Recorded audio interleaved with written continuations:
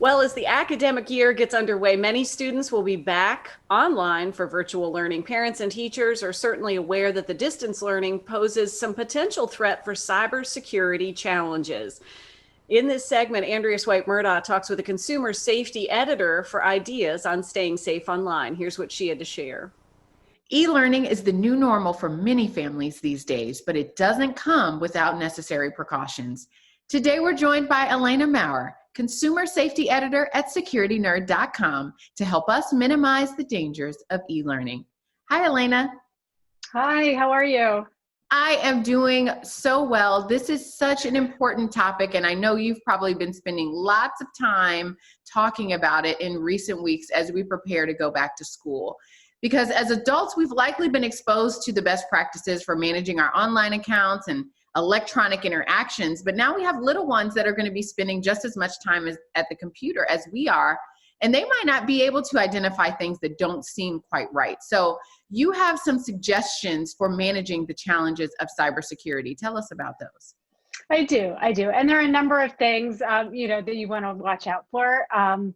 But teach kids to teach before they click, because a lot of these phishing scams that are going on these days, malware, things like that can infect your computer, give you viruses. A lot of it looks like legitimate email, and kids are young, they might not know, and they just might immediately click because it looks like it came from the school or someone they know or someone they might have wanted to hear from. So tell them to look closely at the email address. Make sure it's coming from the domain name that they expect it to come from. A lot of those scams have sort of strange headlines or subject lines in the emails. So look closely at those. If there are strange misspellings or strange characters, it might not be what you think it is. That's so important, because that can trip any of us up. I mean, I have spent time and clicked on something, especially thinking it's from a bank or something like that, and then say, oh no, this isn't the right thing. So that's so important to have them think before they click. Now, the other aspect of this is really managing passwords, especially across devices that might be used for multiple members of the family or multiple learners. So how do we make sure that our passwords are secure, but also that we can make sure we can get into the programs that we need to get into? Right. Everyone wants to remember their password, so they usually pick something easy, or it's just password, or the default password that came, with the device. But really, you should be changing those, and you should make them complex. Usually, they should be 8 to 10 characters. They should have symbols. They should have punctuation. They should have numbers, and it's really hard to remember all those. And each device should have its own unique password. So don't use your bank account password, let's say, for your kids' e-learning, even though you'll remember it. So use a password manager. That's a really good way that a lot of people manage all that. That can generate those complex passwords for you and help you remember them. And there could be dangers of your child maybe Googling something or ending up on pages that are not really intended for them. Are there controls or ways that parents can help their students stay on track, even if they're not necessarily looking over their shoulder all the time?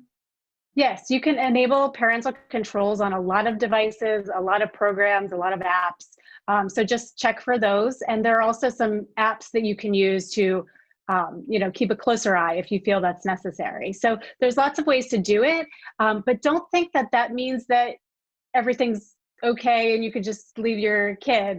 Definitely keep an eye on them. I recommend that parents have their children use devices in common areas of the house so they can just kind of see what's going on, understand what their activity is, check in every once in a while, see what e-learning that they've been doing, and just so you understand how they're using the technology. And so you can have those conversations with them about what behavior is appropriate and what is safe and what isn't.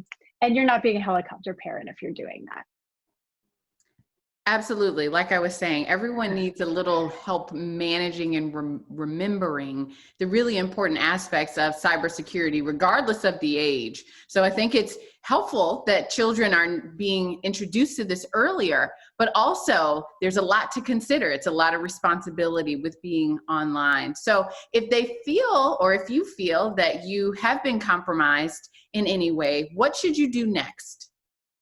If you feel like you've been compromised, definitely if you're using any sort of virus software, you can check in with your virus software and make sure everything's okay. If you notice strange pop-ups and things like that on your computer, you can take it to a specialist and have viruses removed from your computer. You can check in with authorities about that. It all depends on what sort of compromise is going on. Absolutely. Well, these are such important tips for all of us right now, especially the little ones and those who are assisting little ones in virtually learning this semester. Thank you so much for being with us. Thank you for having me. If you'd like to learn more about securitynerd.com, make sure you go over to our website at wtbr.com/VTM.